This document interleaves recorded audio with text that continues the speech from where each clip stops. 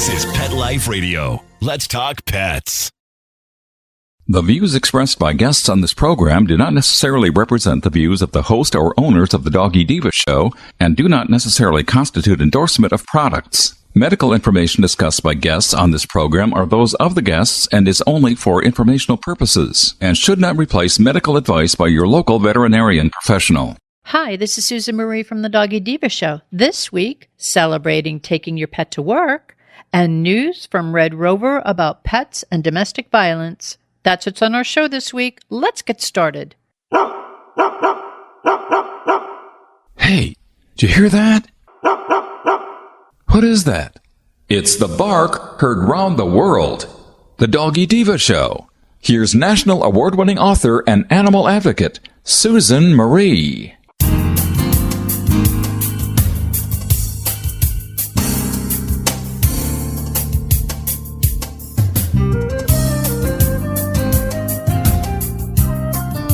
Hi, welcome to the Doggy Diva show, the show for animal lovers.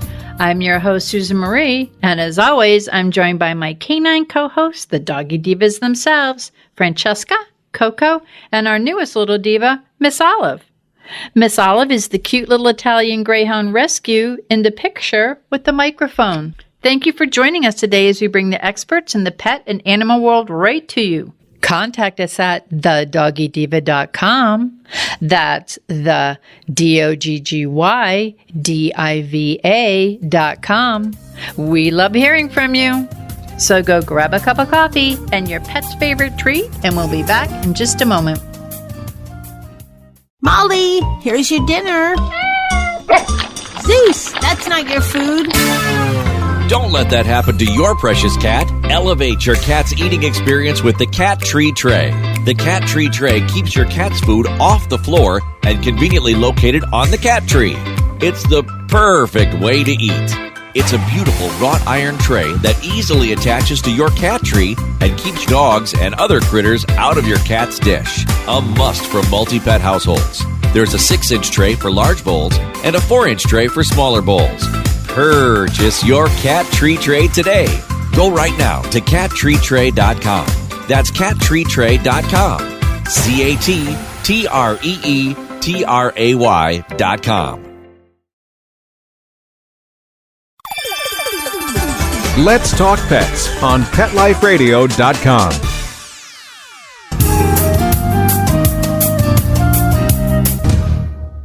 Welcome back, everyone, to the Doggy Diva show. I'm here with Monica Layton, president of Professional Pet Sitting, with our pet tip of the week.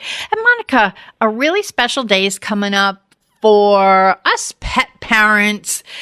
It's something I think that with COVID, we've all been kind of doing it every day, but some of us are going back into the workplace, and this is like a really nice way to celebrate our pets. So can you tell us about National Take Your Pet to Work Day? Absolutely. So coming up this week on June 25th is Take Your Pet to Work Day. And Take Your Pet to Work Day was started back in 1999 by PSI, which is Pet Sitters International.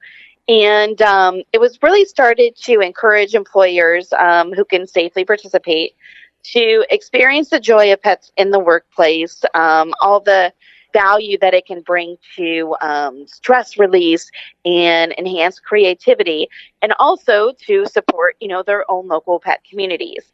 So it always takes place the Friday after Father's Day, and they have some wonderful information and guidance to make it safe and marketable for your employer right on their website. So if you go online to www.takeyourdog.com, they have press releases for your employer that they can put out and gain extra marketing by let everybody know that they're participating in Take Your Pet to Work Day. They have a sample dog at work policy. They have participation forms. They have signs that can go on the offices, like door signs, to let people know that you guys are participating in Take Your Pet to Work Day, that there'll be a pet inside that door. They have certificates of participation that you can give to your staff members. They have some really great planning ideas on there as well. Great contests and things that you can do to really make the day an employee kind of celebration It also is a great marketing activity for a lot of businesses too.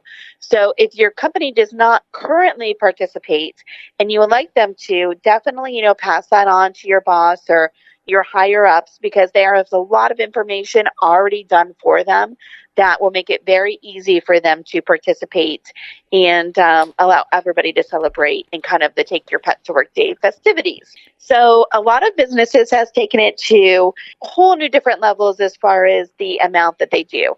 It can be as easy as, letting your pet come in and stay in your office with you for the day. And then some places have made it into big celebrations, having fun events like pet and dog look-alike contests, or turning it into a fundraiser or for a donation drive for a local animal shelter. There's so many ideas and things you can do. And things that they kind of recommend is kind of, if you're going to participate, kind of have somebody in charge as your event coordinator for the day. Have them kind of coordinate a couple things and what they think that your office would work best with and what you guys would most enjoy doing with having the pets at work. And like I said, you can work with your local shelters or your local rescue organizations. You can turn it into a donation drive. If there's maybe an employee in need that has pets, maybe you could do a drive for pet supplies for staff members in need. Maybe an employee has a pet that has a major medical thing going on that could use assistance. There's so many different things that offices have come together just to kind of give back to a pet or lots of pets, depending on what you guys prefer and, what works out best for your place of employment. But some of the things that you can do to make that day a little easier is, of course, work still has to be productive. And even though pets do bring a lot of de-stress and a lot of fun and a lot of increased creativity to the marketplace, they also have needs that may not always be able to be met immediately. Like all of a sudden they, need to go out to the restroom, or they need a little energy release, or, they're hungry, thirsty, things of that nature. So they have some great tips. Having an office buddy, maybe if you have different break times, walking each other's pets during your break time, so that way they're getting out more. Maybe your dog has a pet buddy in the office that you can alternate pet care for. Also, you can bring in a local pet sitter. It's a great way to give work to a local business and have them come in and give the pets midday walk and, kind of energy release and let you guys get your work done and then have a little break, from the pets midday. There's a lot of great things you could do. You could reach out. I know some places have reached out and they have veterinarians or pet walkers or pet trainers come in and provide their employees with little lunch and learns, so they can learn about pet care or learn about basic training tips that you can do at home with your pet as kind of an employee perk during their lunchtime. So they provide lunch and somebody with some pet expertise to help give them some tips. Certain offices have done Fido fundraisers where they'll have donated items or they'll have bake sales or things of that to raise money. They'll have contests, who can do the best trick or what dog comes in the best dressed. So there's so many really fun ways that you can actually get into the day. And for those of us that, are still working remotely, there is ways to incorporate your pets into your virtual staff meetings. You have social media sites, incorporate your employees' pets into the blog or social media pages for your company for the day. Give them a little shout out and let them share tips and stories and pictures of their furry friends. Just enjoy the day. It's a great way to make it fun for your employees, to keep it safe for the pets. And of course, basic safety. You want to check the offices, make sure that they are kind of a puppy proof and safe place for your pet to be in. Make sure that you have your pet supplies. Make sure that they have a very dirty harness or leash, something that's not going to slip off if they do become scared or alarmed. So that way, there's no escape artists or any form of anxiety around that can make them afraid. Always make sure that if you have a pet that doesn't like other pets, that your staff members know about it. Make sure that your pet is going to enjoy being there. If they're kind of scared and anxious, maybe, bringing in a picture or bringing in a donation or your favorite homemade pet treat. Could be your way of celebrating as opposed to bringing the pet in, because not every pet is going to be built for this kind of activity. It just depends on your pet and their comfortable level, where they're best suited and what works best for them. Places that, are still kind of out and about or not really in the office all day. Companies have had nice little outdoor picnics at a park to where everybody can still be spaced and be outside. There's so many different things you can do to keep it family friendly, to make it a great employee perk, to incorporate the pets and make it a really fun, enjoyable day for everybody. It's so much fun. And you're right. Turn it into like an event and have donations, have a little table for donations, have little pet treats, have treats for yourself. And when I was in the corporate world, I used to bring Francesca in with me, and we used to have the owner pet. They had like best trick, best dress, best this, best that. And then they had the owner pet look like, mind you, she's an Italian Greyhound. She's very thin. This was quite a long time ago. But we would win owner pet look like very much glitter, a lot of feather. I mean, a lot of foo and stuff. She was always like a fairy or a princess or something. But it was really fun because to enter the contest, you made a donation. We picked out a local shelter. We made donations as an entry, and then people would bring like food, toys, beds, whatever they want. Like you said, you could turn it into something that benefits either a shelter or a rescue or many that are in your area. Everybody comes together for the same reason. And this is one of those reasons that I think it brings a smile to everybody's face. I have my 2 trophies that I still have in my bookshelf at my house with Francesca and I. So in the pictures that were taken that day of the 2 of us, it just brings a smile to me because I just remember how much fun it was and how it really paid it forward to organizations. So it was just a doubly fun day. And you're right, Monica, to have someone locally, like a pet sitting organization, come and take the dogs out for a walk or have a little room that they could be playing in. I'm not sure. We had like a big grassy area. So there's so much you could do, and it makes the day so much fun. So for me, every day is bring your dog to work day now. So yeah, I've got like 3 right around me right now. So, but it's great. It's fun. And it's a great time to celebrate. So, and we're all going back to work. So I think it's a great time an official day to bring us all together. Yeah, absolutely. It's really a fun employee perk. And of course, if you do donations or do something for a local pet rescue and shelter, that just makes it all the more worthwhile. But from the employer standpoint, you can also get some great marketing out there to keep your business out in the spotlight while doing good for the community and doing something great for your employees. So it really is win-win all the way. And Monica, let's give out that website again so that people could learn a little bit more about it. And if they want to market it or if they want to get the signs, or takeyourpet.com. It's www.takeyourpet.com. And like I said, they've got so many resources already in there. They have great ideas, great activities, press releases. Like there's so much done that they have half of the work done for you already. Well, as always, thank you for bringing us this great information, this wonderful tip. And everybody out there, please enjoy National Take Your Pet to Work Day. Thank you. Have a great week. We'll be back in just a moment. Hello, everyone. Susan Maria and Miss Olive here to announce the release of the second book in the Doggy Diva Diaries series, Miss Olive Finds Her Forever Friends, a story about Miss Olive's encounters with bullying at a dog park and how she learns a life lesson. Please check out the original award-winning book, Miss Olive Finds Her Forever Home, which is a story about adoption and rescue. Both books are available at Amazon.com and BarnesandNoble.com, and please visit thedoggydiva.com for more information.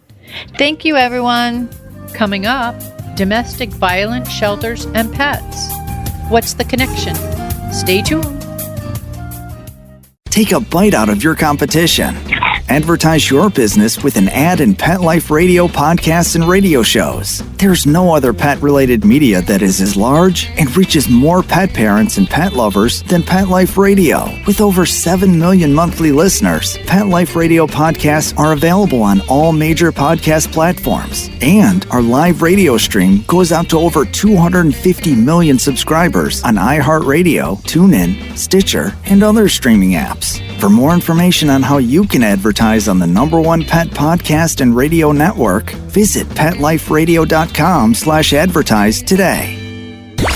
Let's talk pets Let's talk pets on Pet Life Radio. Pet Life Radio. PetLifeRadio.com.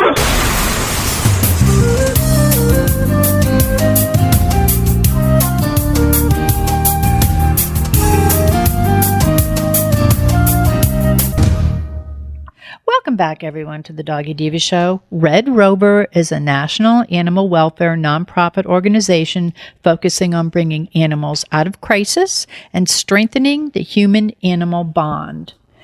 RedRover and Great Good Charities have announced the launch of the Don't Forget the Pets website, thanks to PetSmart Charities. This website was created to help domestic violence, homeless, and animal shelters build dedicated space to house the animals of people in crisis. And with us today to tell us about this valuable new website that helps shelters become pet-friendly is the Director of Collaboration and Outreach at RedRover, Katie Campbell. Welcome, Katie, to the Doggy Diva Show. Hi, thank you so much. I'm just super excited to be here and talk to you about this exciting new project for us. It is. And you guys do so much in the community. So this is really great.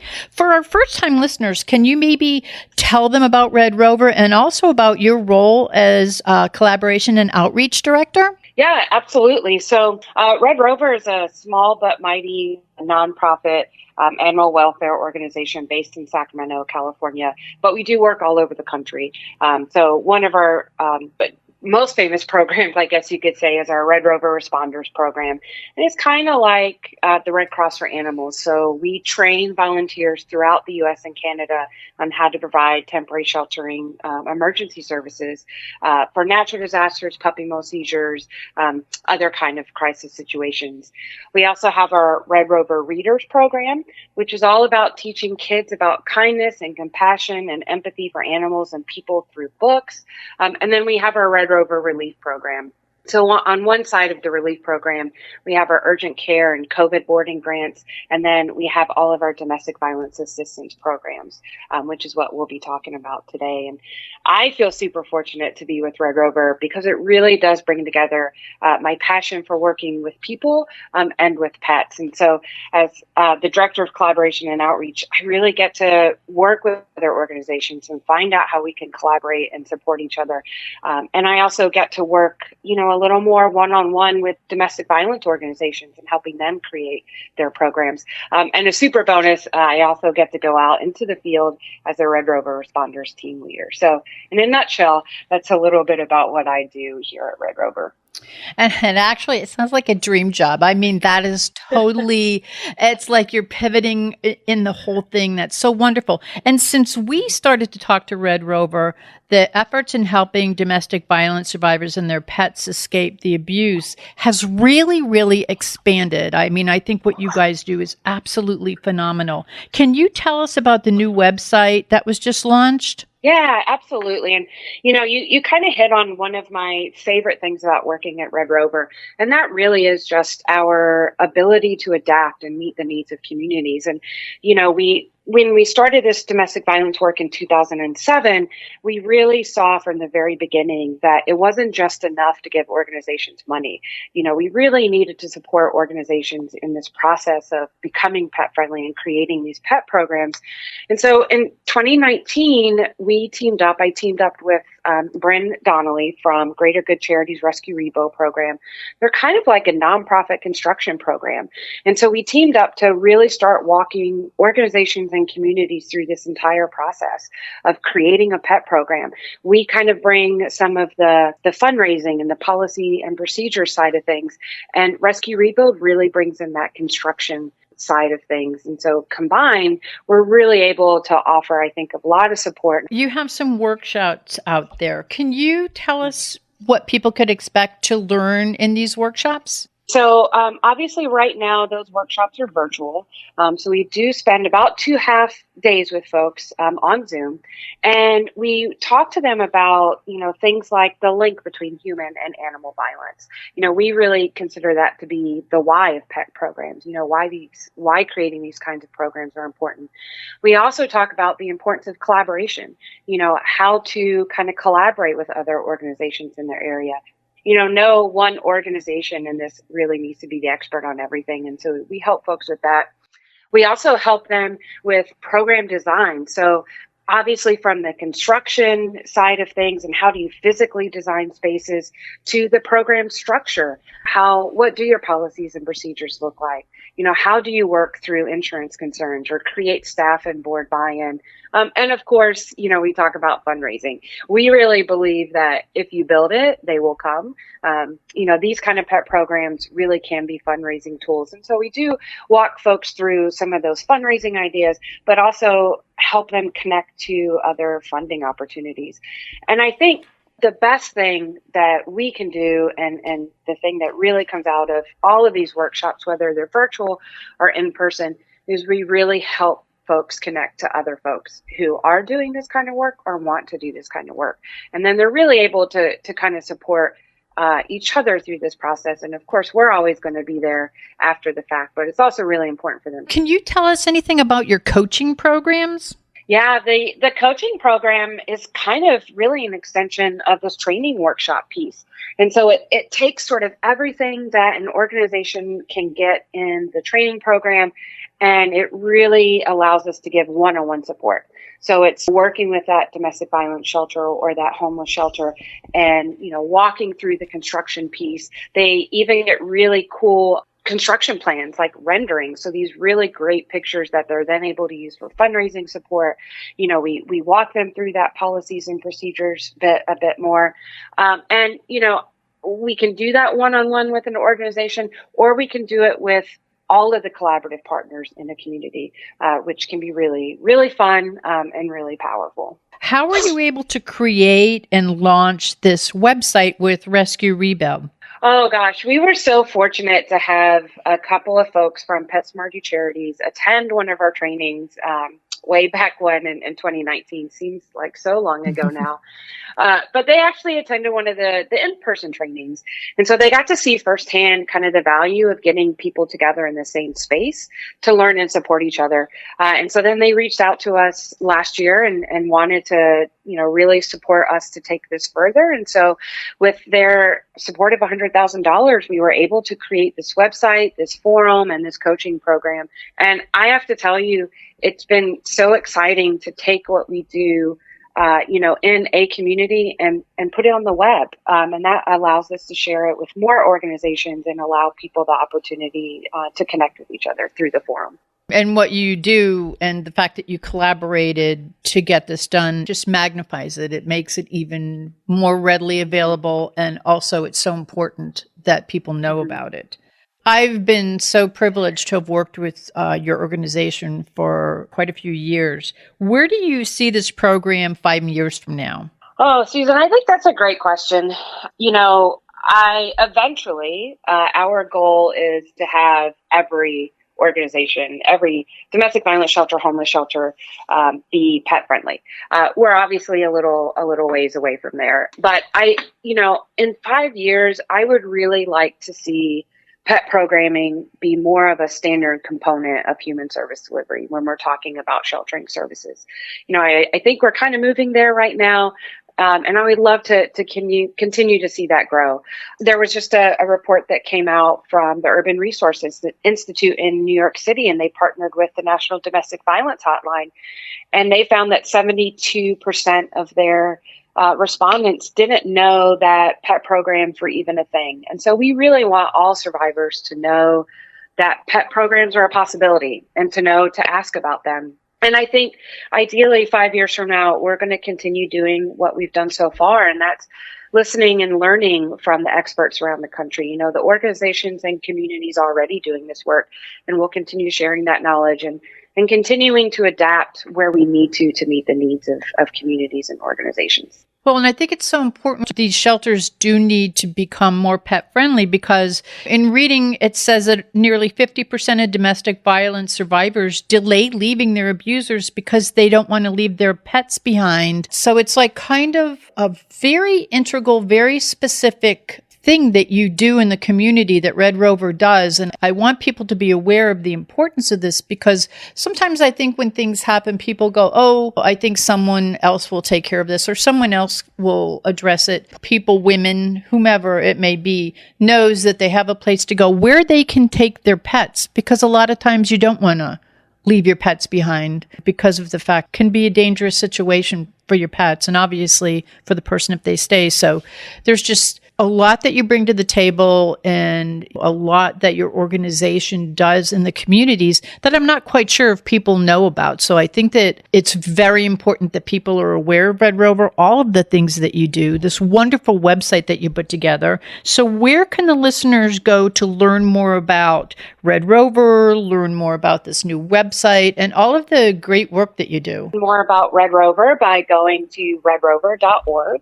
And then, you know, folks want to learn more specifically about this Don't Forget the Pets workshop, they can go visit the website don'tforgetthepets.org. And on that website, you're going to get our free training handbook that goes along with the training workshop. You're going to get just a ton of additional resources on fundraising and about the link between human and animal violence. And you'll get to learn more about the forum and the coaching program. So definitely would love for folks to go check out our websites. That's awesome. And now, Katie, before we go, is there anything that you'd like to share with our listeners? I just, keep talking. I think you hit it there when you shared that sometimes folks don't know. Folks don't know that pets can be a part of this domestic violence, and then they don't know that there are resources out there. And I think we need to normalize that conversation, and we need to spread the word about supports being out there. And so, just continue to learn and share and spread the word. And I greatly appreciate your help in doing that. Well, I appreciate everything that you're doing. I want to thank you, and I want to thank everyone at RedRover for the invaluable and important work that you guys are doing on behalf of human services and animal welfare, benefiting those in crisis. Again, Katie, can you just give the websites out one more time? So please visit redrover.org to learn more about RedRover. And then if you want to learn about our special project with Rescue Rebuild, then go to don'tforgetthepets.org. Thank you so much for being our guest. Thank you for everything that you do. It's so much appreciated. And anything that we could do to get the word out, we're there for you. So thank you so very much. Yeah, and thank you. Thanks. We'll be back in just a moment. It's designerpetsweaters.com. Hand-knitted designer sweaters for your precious pup or cool cat. Beautiful couture patterns for your pets, including custom-knitted formal wear, casual wear, yachting, and even sports-themed. Many designer pet sweaters include feathered tammy hats, top hats, and a lot of sparkle. Each sweater includes leg loops, front paw sleeves, and leash opening. Visit designerpetsweaters.com to order your four-legged fashions today. Large or small, we fit them all. designerpetsweaters.com.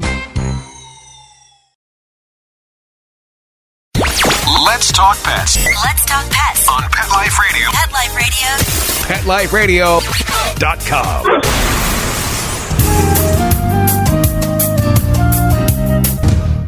We would like to thank our guests this week. And also, as our Doggy Divas always say, please love your pets because they love you unconditionally. And please remember to adopt, foster, spay, neuter, and microchip. And as always, please have a great Diva week, everyone. That's all for this episode of the Doggy Diva Show. To find out more, go to our website, thedoggydiva.com. Also, find us on our Facebook page, The Doggy Diva Show, and tell your fellow dog lovers about it. Don't miss Susan Marie, Miss Olive, and the Doggy Divas right here for the next episode. See you again soon.